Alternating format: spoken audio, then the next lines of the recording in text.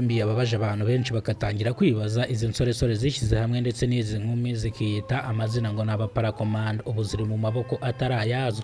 Ni mu gihe izi nsoresore cyangwa izi nkumi cyangwa aba bakobwa baremye agatsiko cyangwa itsinda babarizwamo bakaba bitwa abaparakomando mu bice bigiye bitandukanye.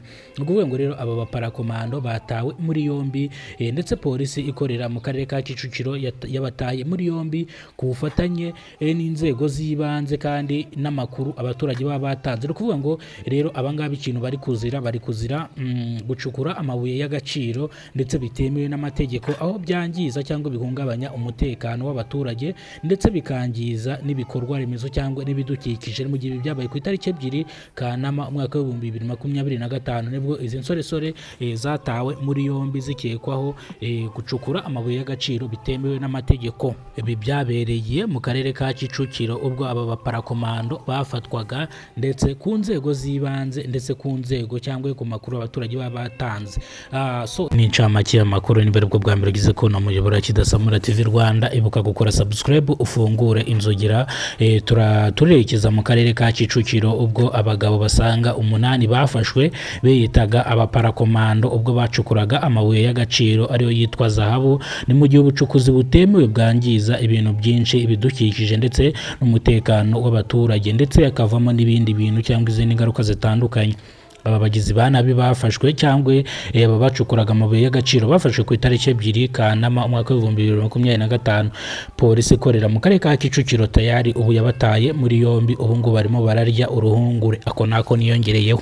Ni mu gihe aba basore bakekwaho gucukura amabuye y'agaciro bitemewe n'amategeko. Ni mu gihe bacukuraga mu mugezi wa Gateke niho bacukuraga ano mabuye y'agaciro, ariko bakaba barabikoraga bitemewe n'amategeko. Ubwo bafatwaga bavuze ko bari gushaka amaronko cyangwa amaramuko, ariko babikoraga bitemewe n'amategeko. Tukibaza hano mu gihugu cy'u Rwanda niho hakiri zahabu.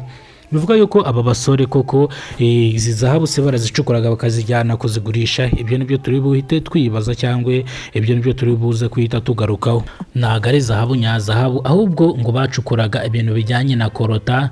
Nibwo rero ku bufatanye n'inzego z'ibanze ndetse n'abaturage uyu mugezi barimo bashakamo izi zahabu ndetse imigende y'abaturage barayitenguye cyangwa imirima y'abandi barayicukuye mu gihe batari babyemereye cyangwa batari babiherewe uburenganzira.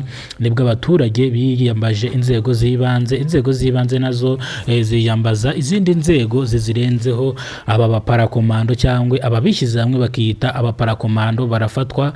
Polisi ikorera mu karere ka Kicukiro yarabafashe, ubu ngubu bari mu maboko atari ayabo. Ubu ngubu bari gukurikiranwaho ibyaha bashinzwe byo kwangija ibidukikije ndetse no guhungabanya umutekano w'abaturage. Ni mu gihe iki cyaha iyo kiguhamye mbega hari itegeko cyangwa hari ingingo rihana kino cyaha. Ni ukuvuga ngo iki cyaha rero hari itegeko ndetse hari n'ingingo ndetse gifite n'igifungo cyacyo, ariko igifungo cyacyo ntago nkizi gusa kwangiza cyangwa gushaka gukorakora cyangwa gufata ibitari ibyawe, ibyo ngibyo hari ingingo ibihanishwa. Ni mu gihe rero aba basore bavuze cyangwa basabye imbabazi bavuga ngo bashakaga amaramuko, ndetse nkwibutsa ni abasore 8 ndetse n'abakobwa 3. Bisobanuye yuko ubwo bose hamwe n'abantu 11 bashakiraga amaramuko hano. Ni mu gihe rero ku bufatanye n'inzego z'ibanze ndetse n'abaturage baje kugira ikibazo gikomeye cyane, ndetse uyu mugezi batangira kujya batengura imigende y'abandi ngo bari gushakamo zahabu. Biza kuvamo ibintu byinshi, amazi abasha gutwara ubutaka bw'abandi cyangwa isuri iraza iratwara. Bano baturage bagize ngo baravuga, no kuvuga ngo nta muntu wabavugaga bahitaga bamukubita. Bivuze yuko bafite ibigango, ni abasore b'imbaraga cyangwa ni abasore b'ingufu. Bivuze yuko batavugirwagamo, ariko ubu ngubu rwose bajya bavuga ngo itegeko rirusha ibuye kuremera. Rwose ubu ngubu bari mu maboko atari ayabo. Ubu rwose abaturage mwese mushyire agapira hasi, mutangire mukore ibintu bijyanye n'amategeko cyangwa ibyo leta yacu yemera. Nimugahabanye n'amahame cyangwa n'ibintu bigiye bitandukanye hano mu Rwanda iwacu. Mujye mukora ibigendanye n'amategeko, nimugakore ibitagendanye n'amategeko. ni mu gihe iyo waza kubona yuko hano harimo koko amabuye y'agaciro bari kwandika umushinga wabo bakawushyikiriza RDB ikawucekinga, yabona koko bakwiye gucukura amabuye y'agaciro bakabahereza ibikoresho cyangwa n'amafaranga bafite bakajya muri banki bakajya gushaka y'amafaranga inguzanyo n'ibindi kugira ngo babashe gucukura amabuye bafite sefu bafite umutekano koko nimba amabuye koko ahari.